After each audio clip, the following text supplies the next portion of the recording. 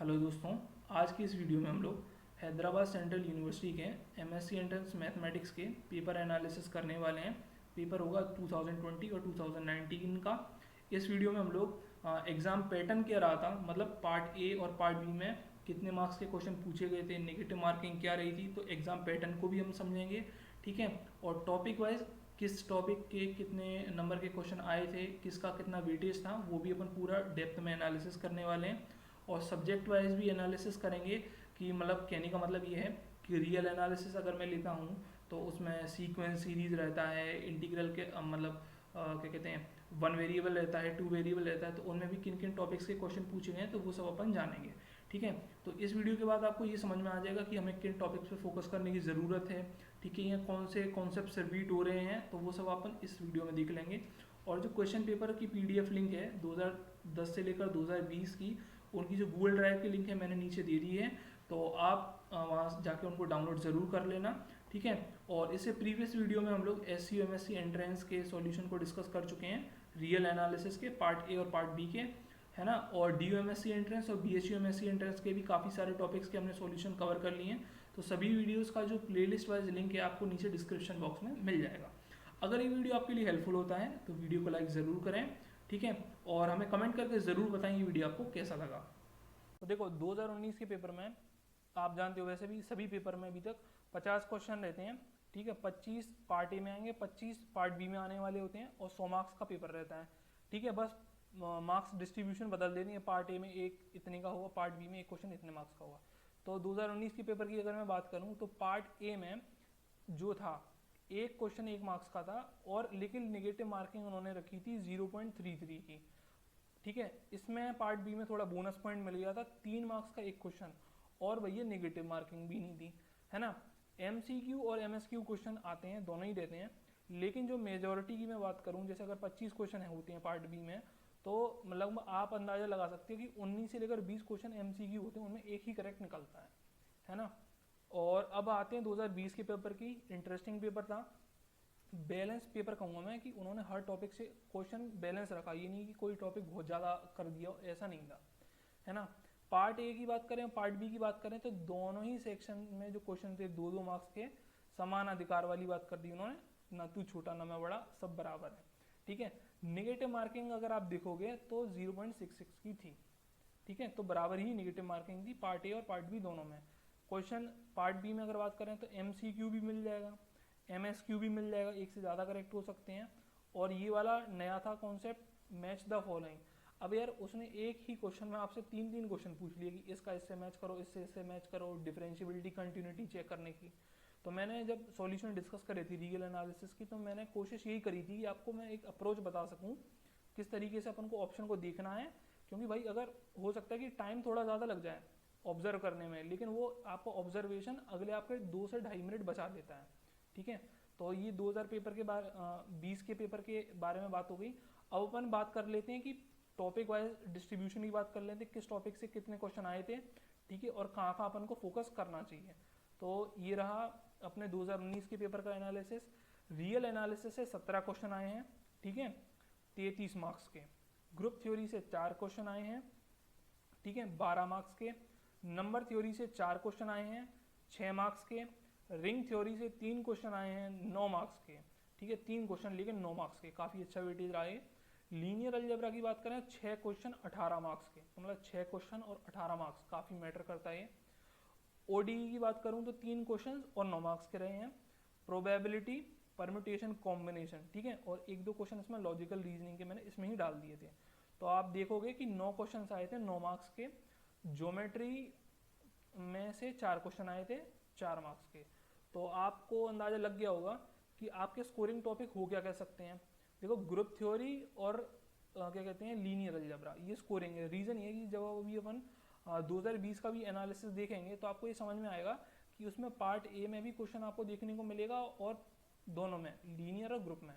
तो वो आपके लिए प्लस पॉइंट हो जाएगा कि आप पार्ट ए से भी अगर स्कोर कर जाते हो तो आपका मार्क्स बढ़ेगा ही बढ़ेगा। तो लीनियर और ग्रुप आप पढ़ो ही पढ़ो, है ना। नंबर थ्योरी भी आप देख सकते हो कि एक सिंपल ही टॉपिक है, ड्यू के लिए अगर आप प्रिपेयर कर रहे हो तो ये आप इजीली क्रैक कर सकते हो उसको भी। रिंग थ्योरी की बात करें तो रिंग थ्योरी मॉडरेट रही थी। ठीक है, अब इस पेपर को अगर मेरे को रेट करना हो ये पेपर कैसा था, तो आई थिंक मैं इसको थोड़ा मॉडरेट टफ बोलूँगा। रीज़न ये है कि देखो जो मैथ वाले होते हैं ना वो इसको तो पढ़ के जाते हैं यार, इतना जो पोर्शन है रियल से लेकर ओडी का ये पढ़ के जाते हैं। प्रोबेबिलिटी और परमिटेशन कॉम्बिनेशन से थोड़ा लीग अलग हो जाती है उनकी, वो स्टेट्स वाले पढ़ते हैं, है ना। तो उन्होंने यार सोचो लगभग 7 से 8 क्वेश्चन इस टॉपिक के रख दिए, तो इससे थोड़ा पेपर का वेटेज बदल जाता है ना। अब अपन ज्योमेट्री की भी बात कर लेंगे, है ना, कि ज्योमेट्री पढ़नी है कि नहीं पढ़नी है, उसके बारे में भी अपन डिस्कस करेंगे। पहले अपन देख लेते हैं टॉपिक वाइज एनालिसिस की, मतलब किस टॉपिक से क्या एग्जैक्टली किस टॉपिक से क्वेश्चन आए हैं। रियल एनालिसिस की मैं बात करूं तो सेट थ्योरी रिलेशन फंक्शन से क्वेश्चन आ रहे हैं। किस तरह के क्वेश्चन पूछे गए थे इस साल, 1 1 on 2 फंक्शन है, मतलब सरजेक्टिव इंजेक्टिव चेक करने के बारे में, या फिर वो फंक्शन मतलब कंटिन्यूस है तो उसमें पूछ लेगा 1 1 on 2 हो सकता है कि नहीं हो सकता, या फिर उनसे कुछ रिलेटेड थ्योरम के क्वेश्चन थे। Number of relation, symmetric relation या फिर रिफ्लेक्सिव रिलेशन कितने होंगे, ठीक है। Accountability of sets, simple topic है। ओपन सेट और क्लोज सेट, इस पे क्वेश्चन आता ही काफ़ी एग्जाम्स में। सीक्वेंस सीरीज की बात करते हैं, bounded sequence, test of series और कन्वर्जेंट सीक्वेंस पे क्वेश्चन देखने को मिला था। टेस्ट ऑफ सीरीज इंपॉर्टेंट है क्योंकि देखो ये भी अपने आप में 2 पार्ट में बट जाता है, सीक्वेंस और सीरीज में। तो सीरीज में से मेनली वो टेस्ट ऑफ सीरीज के ऊपर ही क्वेश्चन पूछ रहे हैं कि कन्वर्जेंट होगी कि नहीं होगी, ठीक है। फंक्शन ऑफ वन वेरिएबल की बात करें तो देखो लिमिट, डिफरेंशियबिलिटी, कंटिन्यूटी एक साथ के जुड़े हुए टॉपिक हैं। इनको अगर आप स्ट्रॉन्ग करते हो तो आपको मीट्रिक स्पेस में भी बहुत फ़ायदा मिलने वाला है ना। अब बात कर लेते हैं रीमान इंटीग्रेशन की। तो रीमान इंटीग्रेशन से एक क्वेश्चन आ जाता है, 1 से 2 क्वेश्चन आते हैं, बेसिक थ्योरम पर ही रहते हैं, है ना। मीट्रिक स्पेस इस साल आया था, है ना, 2 क्वेश्चन शायद मीट्रिक स्पेस के भी थे। लीनियर अलजेब्रा की बात करते हैं तो स्पैनिंग सेट के ऊपर क्वेश्चन आया था, वेक्टर स्पेस का टॉपिक हो गया ये। Eigen value, eigen vector important topic है क्योंकि आपको रीजन समझ में आ रहा होगा, क्योंकि आइगन वैल्यू के ऊपर एक क्वेश्चन अलग पूछा जा रहा है, आइगन वेक्टर के ऊपर एक क्वेश्चन अलग पूछा जाता है ना। Rank of transformation, rank nullity theorem, ये दोनों टॉपिक लीनियर ट्रांसफॉर्मेशन के अंडर आ गए, तो रैंक नलिटी थ्योरम ज़्यादा इंपॉर्टेंट है, ठीक है। और हैमिल्टन थ्योरम अगर आप पढ़ रहे हो तो ये इसके साथ ही कवर हो जाता है, आइगन वैल्यू आइगन वेक्टर के साथ। बात करते हैं ग्रुप थ्योरी की, है ना। तो देखो ग्रुप थ्योरी में देखो ऑर्डर ऑफ ग्रुप, सब ग्रुप के ऊपर क्वेश्चन आया था। साइक्लिक ग्रुप इंपॉर्टेंट है ना, क्योंकि साइक्लिक ग्रुप के ऊपर आप देखोगे तो भी 2020 के पेपर में भी ये चीज़ रिपीट हुई है ना, कि साइक्लिक ग्रुप के ऊपर उसमें 2 क्वेश्चन पूछ लिए गए थे। तो ये टॉपिक थोड़ा ज़्यादा इंपॉर्टेंट लगा मुझे एसयू के पॉइंट ऑफ व्यू से। प्रॉपर्टी ऑफ ग्रुप पे क्वेश्चन, ठीक है। सी स्टार ग्रुप ये आप पढ़ लेना क्योंकि काफ़ी थ्योरेटिकल ग्रुप है, काफ़ी सारी आपको उसमें थ्योरी मिल जाएगी, है ना, nth रूट ऑफ यूनिटी, ये सब चीज़ें। तो काउंटर एग्जाम्पल के पॉइंट ऑफ व्यू से भी अच्छा है और थ्योरेटिकल क्वेश्चन के फॉर्म में भी अच्छा रहता है। तो सी स्टार डॉट जरूर पढ़ना। नंबर थ्योरी की बात करते हैं तो देखो कॉन्ग्रुएंस मॉड्यूलो मेन टॉपिक रहता है अपना, डी में भी आई जाता है इसके ऊपर क्वेश्चन, है ना। फाइंड द रिमाइंडर, इस तरह के क्वेश्चन आपको BHU वगैरह में मिल जाते हैं, है ना। फॉर्मेट्स थ्योरम और मतलब आइलर्ट्स थ्योरम से सॉल्व होते हैं ये सब, और नंबर ऑफ डिवाइजर्स इजीली निकाल सकते हैं। रिंग थ्योरी की बात करूँ, रिंग थ्योरी सिंपल रही है। आइडियल और होमोमॉर्फिज्म मेन टॉपिक रहते हैं। कम्यूटेटिव रिंग विद यूनिटी शायद उतना नहीं रहता है, पर ideals of ring homomorphism main है। ऑर्डिनरी डिफरेंशियल इक्वेशन में अगर बात करें तो देखो अगर आप नॉन होमोजीनियस इक्वेशन लोगे तो आपको पर्टिकुलर इंटीग्रल निकालना पड़ेगा, तब आप जनरल सॉल्यूशन लिख पाओगे। तो ये दोनों टॉपिक एक साथ कवर हो जाएंगे। नंबर ऑफ सॉल्यूशन की बात करें तो नंबर ऑफ सॉल्यूशन में इस तरह के क्वेश्चन रहते हैं कि नो सॉल्यूशन का केस होगा, इनफाइनाइटली मेनी सॉल्यूशन होगा, इस तरह के। ज्योमेट्री की बात कर लेते हैं अपन, ज्योमेट्री थोड़ा मेन है, इसमें कन्फ्यूजन होता है अपन को, क्योंकि अगर अपन BHU के लिए प्रिपेयर कर रहे हैं तो आप जानते हो कि BHU में भी ज्योमेट्री आती है ना। तो देखो अगर आप BHU और SU के लिए प्रिपेयर कर रहे हो ना तो ज्योमेट्री पढ़ना ज़रूर, क्योंकि देखो स्पीयर से क्वेश्चन दोनों में ही आता है, स्पीयर से और सर्कल से तो नहीं पता मेरे को, लेकिन स्पीयर से आता ही आता है, और लाइन से आपको पता है कि डायरेक्शन, कोसाइन वगैरह, परपेंडिकुलर लाइन वगैरह, इन सब चीज़ों पे पूछ लेता है। अब देखना अपन कैसे सोचें कि इसको पढ़ना है कि नहीं पढ़ना। अगर देखो आप BHU और SU के लिए पढ़ रहे हो तो ज्योमेट्री ज़रूर पढ़ना, क्योंकि कन्फ्यूजन अपना बनता है न्यूमेरिकल एनालिसिस, लीनियर प्रोग्रामिंग और ज्योमेट्री में। अपन सोचते हैं इनमें से कोई 2 टॉपिक कर लें, एक को लीव कर दें, है ना। तो अगर आप इन 2 एग्जाम्स के लिए पढ़ रहे हो, ऐसे ही HU और BHU के लिए पढ़ रहे हो तो ज्योमेट्री पढ़ना, ठीक है। और लीनियर प्रोग्रामिंग और न्यूमेरिकल में से कोई एक टॉपिक आप कर सकते हो। अगर आप साउथ एशियन यूनिवर्सिटी और BHU को ही टारगेट कर रहे हो तो मेरा सजेशन ये रहेगा कि आप ज्योमेट्री को छोड़ सकते हो, लीनियर प्रोग्रामिंग और न्यूमेरिकल पे फोकस कर लेना, क्योंकि न्यूमेरिकल एनालिसिस आपको फ़ायदा दे जाएगी DU में, ठीक है, SAU के एग्ज़ाम में भी दे जाएगी फ़ायदा, और BHU के में तो देगी ही देगी। तो इस तरीके से आप जजमेंट बना सकते हो कि ज्योमेट्री को पढ़ना है कि नहीं पढ़ना है। तो ये बात तो होगी अपने 2019 के पेपर की। तो अब अपन बात कर लेते हैं 2020 के पेपर के बारे में। सो SAU 2020 पेपर एनालिसिस में आपका स्वागत है, ठीक है। तो 2 मार्क्स के क्वेश्चन नए हैं, चाहे पार्ट ए का हो चाहे पार्ट बी का हो। रियल एनालिसिस से 20 क्वेश्चन आए हैं 40 मार्क्स के, तो आपको अंदाज़ा लग गया होगा कि लगभग 40% का वेटेज इस टॉपिक का हो गया। ग्रुप थ्योरी से 5 क्वेश्चन आए 10 मार्क्स के। लीनियर अलजेब्रा से 7 क्वेश्चन आए 14 मार्क्स के। ऑर्डिनरी डिफरेंशियल इक्वेशन से 4 क्वेश्चन 8 मार्क्स के। इंटीग्रल वेक्टर कैलकुलस से 4 क्वेश्चन आए 8 मार्क्स के। इंटीग्रल से आई थिंक 2 पूछे गए थे, वेक्टर से भी 2 पूछे गए हैं। वेक्टर कैलकुलस से उन्होंने प्रॉपर्टीज ऑफ वेक्टर जो होती है ना, ग्रेडियंट डाइवर्जेंस कर्ल की आइडेंटिटीज, उस पर फोकस करा था। इंटीग्रल कैलकुलस से भी मतलब उन्होंने volume of solid of revolution और एरिया वाले कॉन्सेप्ट पे करा था। इंटीग्रेशन तो ना के बराबर ही आता है, ठीक है। तो ज्योमेट्री की बात करें, 3D ज्योमेट्री पे फोकस रहता है उनका मेन, स्फीयर वगैरह पे। तो एक क्वेश्चन मतलब 4 क्वेश्चन आए हैं 8 मार्क्स के। परम्यूटेशन कॉम्बिनेशन से एक क्वेश्चन ही आया, लेकिन आया तो, ठीक है, तो 2 मार्क्स का रहा। कॉम्प्लेक्स एनालिसिस से एक क्वेश्चन आया और वो भी 2 मार्क्स का हो गया। तो आपको थोड़ा ये पेपर एनालिसिस से समझ में आ गया होगा कि ग्रुप थ्योरी और लीनियर अलजेब्रा स्कोरिंग है। रीज़न ये है, देखो पार्ट ए में भी आपको इनके क्वेश्चन दिख रहे हैं, पार्ट बी में भी दिख रहे हैं। तो अगर आप पार्ट ए से भी स्कोर कर ले जाते हो तो ये आपके लिए प्लस पॉइंट ही बनेगा। तो ग्रुप थ्योरी और लीनियर अलजेब्रा पढ़ो, है ना। तो जो जैम का सिलेबस रहता है ना यार, काफ़ी स्टैंडर्ड है। तो उसमें आपको देख सकते हो कि real, group, linear, ODE, integral, vector वगैरह ये सारा का सारा आपका कवर हो जाता है। तो जो जैम का सिलेबस है ना, उतना तो आपको पढ़ना ही है। बाकी ज्योमेट्री, परम्यूटेशन, कॉम्बिनेशन और एनालिसिस वगैरह एक कॉम्प्लेक्स वाला बढ़ जाता है। अब अपन देख लेते हैं टॉपिक वाइज डिस्ट्रीब्यूशन की किन किन टॉपिक से क्वेश्चन आए थे। रियल एनालिसिस की बात करते हैं तो देखो सीक्वेंस सीरीज से कॉची सीक्वेंस पे क्वेश्चन आया था। लिमिट पॉइंट ऑफ सीक्वेंस पर आया था कि लिमिट पॉइंट क्या होंगे। टेस्ट ऑफ सीरीज देखो दोबारा से रिपीट हो गया, तो टेस्ट ऑफ सीरीज इसीलिए मैंने बोला था कि इंपॉर्टेंट है।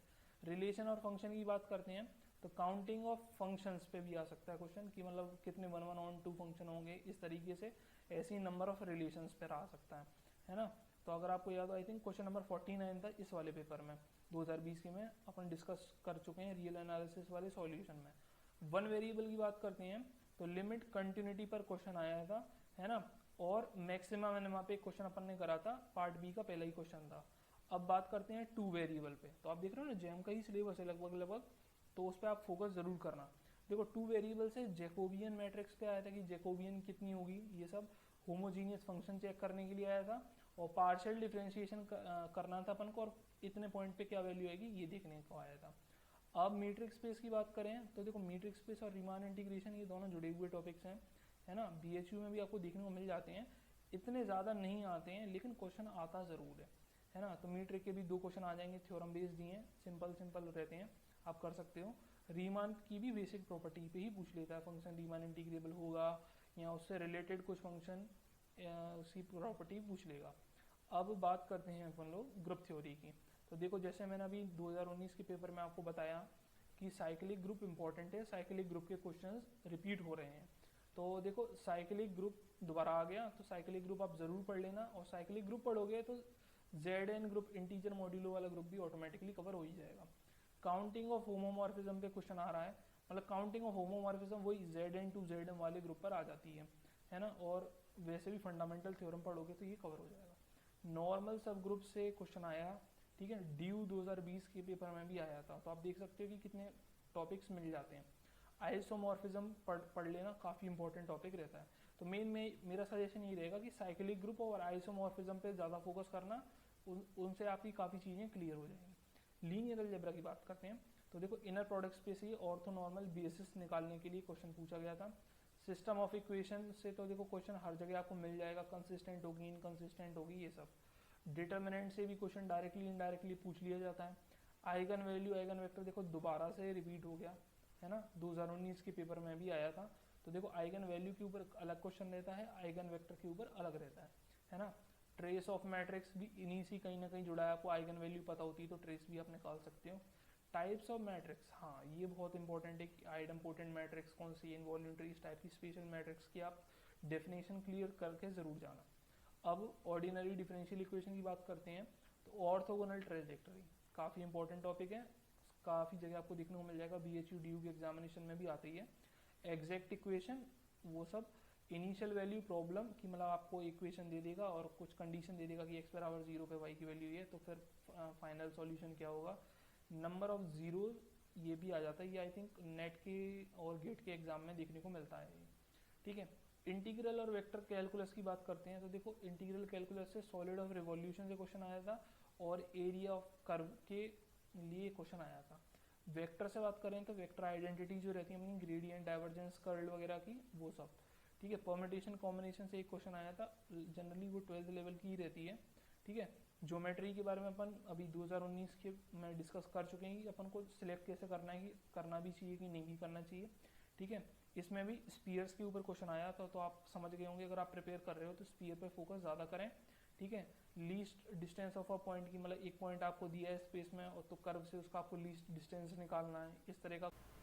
सो मैं आशा करता हूँ इस वीडियो को देखने के बाद आप लोगों को ये समझ में आया होगा कि SU का एग्ज़ाम पैटर्न कैसा रहता है, मार्क्स डिस्ट्रीब्यूशन कैसा रहा था इन ईयर्स में, ठीक है।